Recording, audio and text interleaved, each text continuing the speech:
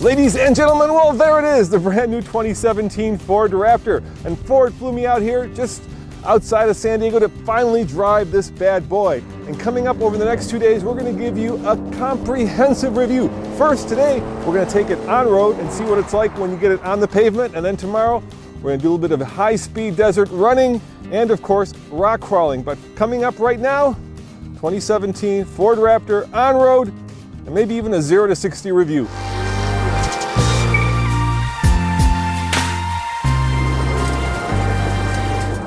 Under the hood, first there was a 5.4 liter, then a 6.2, and now a 3.5 liter EcoBoost twin turbo that puts out, get this, 510 pound-foot of torque.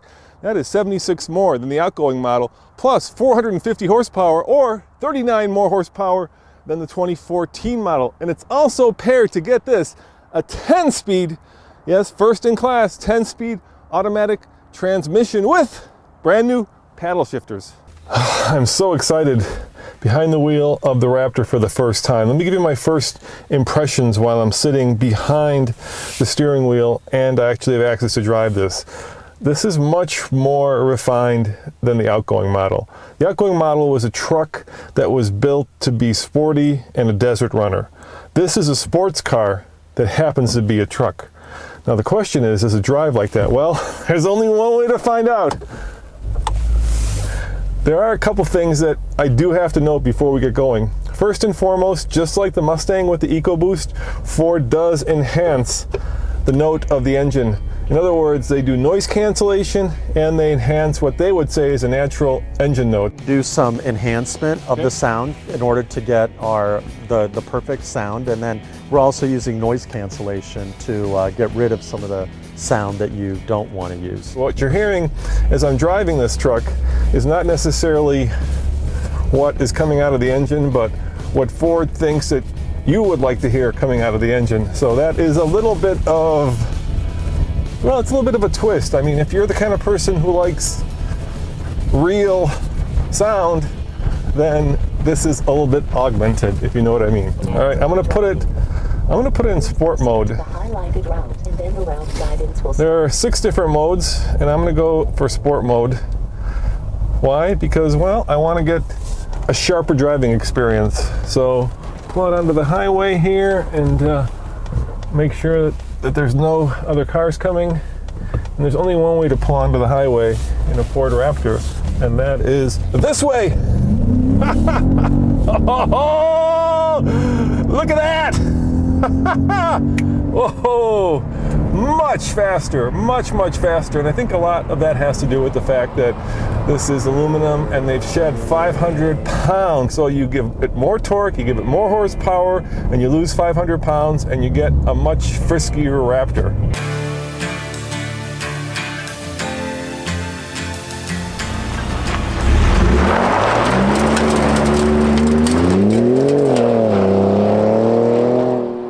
You know, there are really 3 things that define a Ford Raptor: bigger shocks, bigger engine, and of course, these 3 lights. When you see these in your rearview mirror, you know that there's a Raptor back there. And Ford, for 2017, has given, well, much more of everything to this Raptor, including that sexier Coke bottle shape. I like it. I like it a lot. Well, it's a real treat to be standing here in front of, well, a topless Raptor. It is. And you can actually see what you've done to engineer this. So let's start with the front and kind of move our way back. So what's unique about the front? Obviously, I see that you've got a new radiator in the front here. Yeah, that's actually a charge air cooler, so that keeps the intake charge cold. You see we've got 2 high-speed fans which keep the power density high even when you're in deep sand and you're not going very fast, but you're still making power because those fans are blowing all the hot air out of the engine bay. Now, a lot of people used to put a winch right there. If you wanted to, you can. On the old Raptor, a lot of people did put that there, and we've actually got grill shutters on this, so we actually close it off at times to keep the aero drag down. Feels like people are going to need a new bumper for a winch. That's kind of the feeling I'm getting. I'd hate to block that, you know.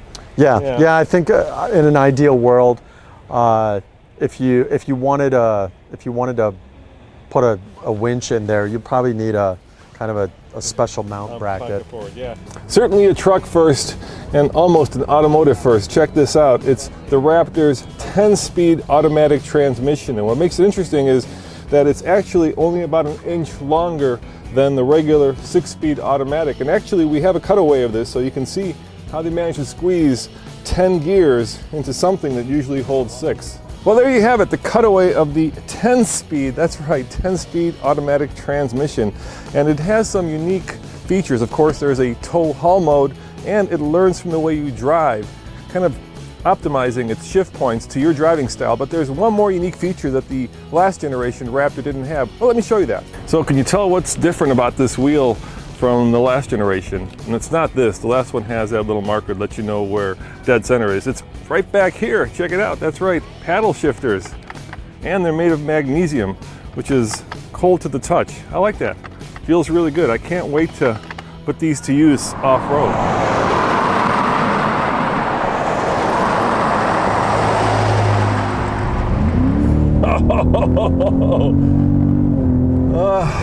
But I do miss that V8 burble.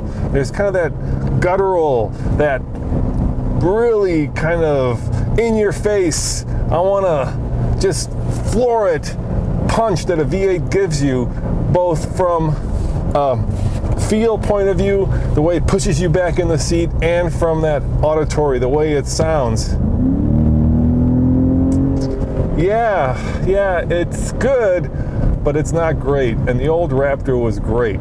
You just really felt like there was a big, heavy, powerful V8, American V8 pumping under there.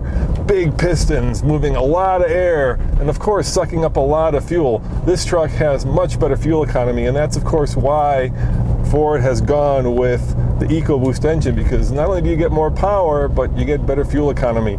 And what I've done in this truck is I've reset the trip meter so that at the end of this 2-hour kind of mixed driving loop, we'll know what kind of fuel economy we're getting. Now, in our long-term Raptor, in mixed driving, over a period of 44,000 miles, we averaged 14.1 mpg. And Ford says this should be considerably higher. In fact, 26% better than the outgoing V8. So we'll see what we get when we're done with this drive. I'm hoping it's better, but a part of me would gladly give up a little bit of fuel economy for that V8 burble. Pretty sure everyone is going to forget about the V8 the second you drive this thing. It's just the torque on demand. It's really amazing, and it's a game changer as far as drivability and even just off-road acceleration. So how have you made it different from a standard 3.5 that you get in a run-of-the-mill, but you know, in a standard F-150 with the EcoBoost? Yeah, so this 3.5 high output EcoBoost has it's got a unique turbocharger. It's got an electric wastegate. It's got unique turbo housings. It's got a unique crankshaft, unique bearings to make sure that it's durable. With that, it's got a unique compression ratio with unique pistons. It's got oil squirters. So really, there's a lot of content here, which has enabled higher horsepower and higher torque. So for all you Raptor fans, this is a rare opportunity to see actually what the Raptor looks like underneath. And hopefully you're never going to see this view of your Raptor, because if you do, you probably had an accident. But the cool part is the exhaust. Check it out. You've got a true dual exhaust system starting from the headers and going all the way back. There are the catalytic converters, comes down under the truck, splits, and you got a real dual exhaust system to give it that unique Raptor sound.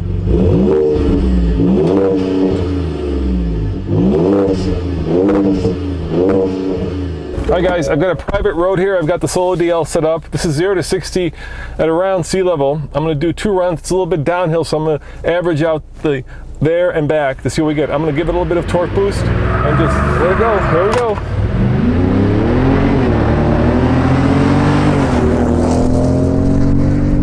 And there you have it. 0 to 60 in 6.26 seconds.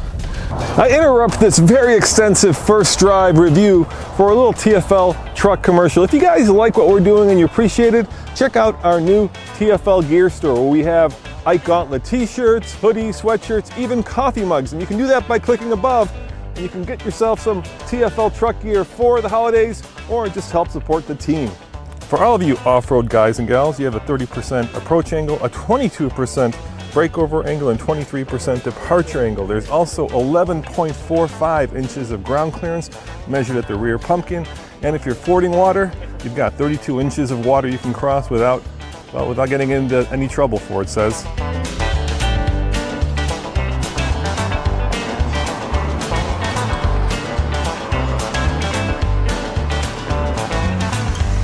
Yeah, the frame is really completely unique to the Raptor. We've got the only 133-inch frame in the F-150 lineup. So if you get a short bed, right? So if you get a Super Cab with the short bed, that's the only, a Raptor is the only configuration that has that frame.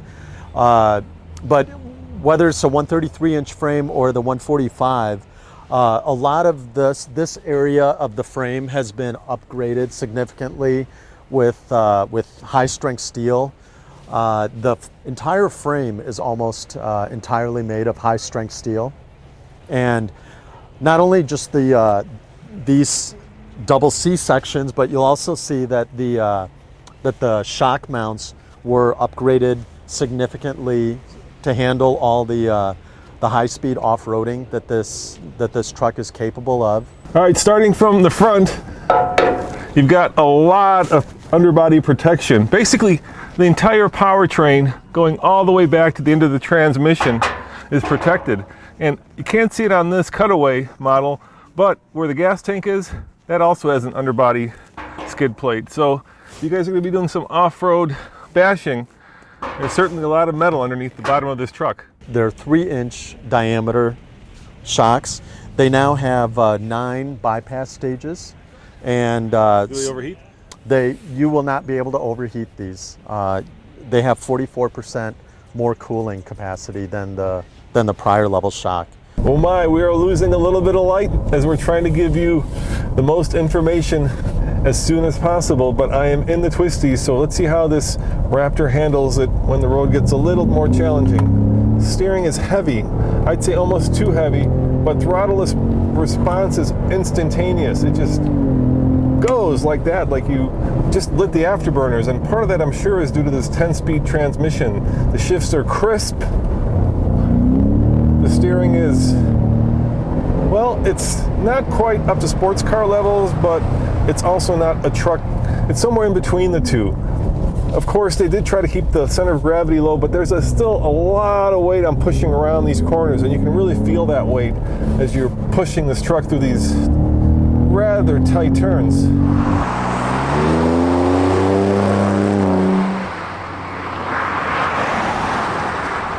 The Raptor starts at about $50,000, but not this one. This one is about as loaded as it gets. Check this out. It also has, of course, Ford's easy entry step. Check that out. Look at this. And we've got backup trailer assist, which means you don't have to know how to back up a trailer to back up a trailer. We've got a massive panoramic sunroof. We've got the big sync screen. We've got about every option available on this truck, including this really cool Avalanche gray color. How much is it? Well, there's no Monroney, but I'm betting it's a lot more than 50,000. So let's go the other way and see how fast it does going the other way, 0 to 60. All right, here we go. Once again, it's not perfectly level, so this should just give you a sense of what this truck can do. All right, I'm just going to floor it this time. Here we go, and keep in mind I am in sport mode. This is exciting.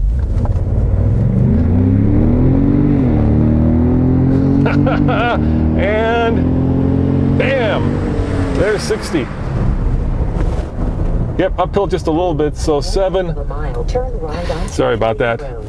7.01, 7.01. So there you have it. Maybe a 6.5 second truck, 0 to 60. That is sports car territory. Wow. Wow, wow, wow. I bet you if we had a little bit more time and this wasn't as impromptu, we could get this truck probably around 6 seconds, or maybe even into the 5s. If we get it to Colorado, we'll take it to the drag strip. There's 3 things to me that are the magic sauce in a Raptor, right? First, there's the bigger, wider body kit. It looks badass. It's a wide body, yeah. The second, more travel on the suspension, so you get much more off-road worthiness. And 3, of course, is a bigger, more powerful engine. Now, Ford is the only one since 2010 that actually combined all 3 of those in one truck. Other manufacturers will do 2 of those 3, but nobody goes and does all 3 like with the engine. Yeah. Why do you think that is? Why? I mean, if I were like GM, I'd be like looking at this saying it's selling like hotcakes. You know, why aren't they competing with you by putting a bigger power plant in? Yeah, You gotta think about that at night. I do. I smile at night. Okay. Let's not encourage them, is that what you're saying? But it's really, that's, you hit the nail on the head in that.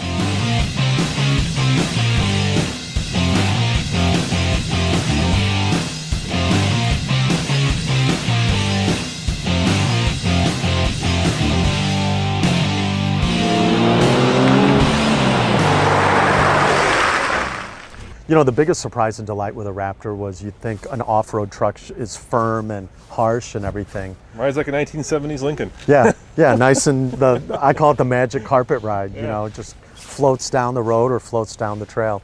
It's not just the outside of the truck that's been brought to the next level, the inside as well. Everything is more modern, everything is much cleaner, everything is softer. It's just a lot nicer interior. Once again, it feels less like a truck and more like a sports car when you're behind the steering wheel. Is it confidence inspiring? You know, when you have a Baja truck, you want very compliant suspension, and that's kind of the exact opposite that you want on the road. So yeah, it's good, but I think that this is more tuned for off-road handling than for on-road carving canyon prowess, if you know what I mean. The brakes, on the other hand, well, all right, hold on, boys and girls, here we go. We're gonna give it a little shot. Ooh, a lot of spongy nose down squishiness there. Once again, it's tuned for off-road more than on-road. We actually, in the last Raptor, we had an off-road mode. Right. Just a single button. Yep. And then you had to kind of work your way to the other modes by either hitting the e-locker or advanced track, Yeah, it was really cumbersome. It was cumbersome. So now what we've done is we've just made it very seamless for the customer. You pick your terrain and you go, and it'll set the drive line for you. It'll set the e-locker for you. It'll pretty much do everything for you, but yet it still allows you to override any of those if you want to run the truck in a unique setting. And you don't have to switch it into 4-wheel drive or all-wheel drive to get these modes, right? You just pick the mode and you pick the mode, right? So. And the unique one, of course, is the Baja mode. Tell me about that. That's kind of like the one that's kind of like the drift mode in the Focus. It is. So this is Baja mode is for high-speed off-roading. Newest things about Baja mode is that we've got a new anti-lag strategy, and that anti-lag strategy keeps the turbo spooled up. Like at 70,000 RPM is what a turbo spins at max boost. Baja mode will keep those turbos spooled up to like 20,000 RPM. Even when the throttle is closed. This time I'm just going to floor it a little bit, give it a little bit of torque, and there it goes. And 60. Take this with a big grain of salt, but 5.8 seconds.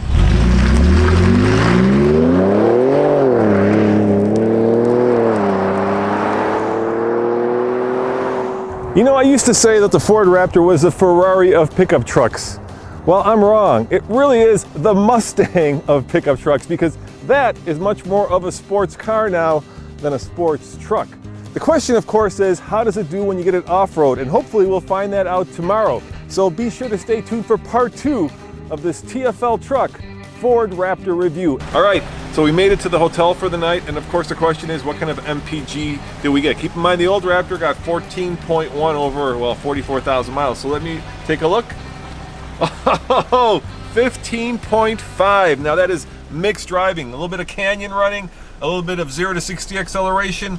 Not bad, better than the old Raptor, but keep in mind, if you get into those dual turbos, you're gonna get into the gas. As always, this is Roman reporting for the Fast Lane Truck, and you know what? Check out tfltruck.com for more news, views, and of course, real-world Ford Raptor reviews, and put your comments below. I'll read them, and if you have any questions specifically to off-roading, I'll try to get them answered for you. Ciao.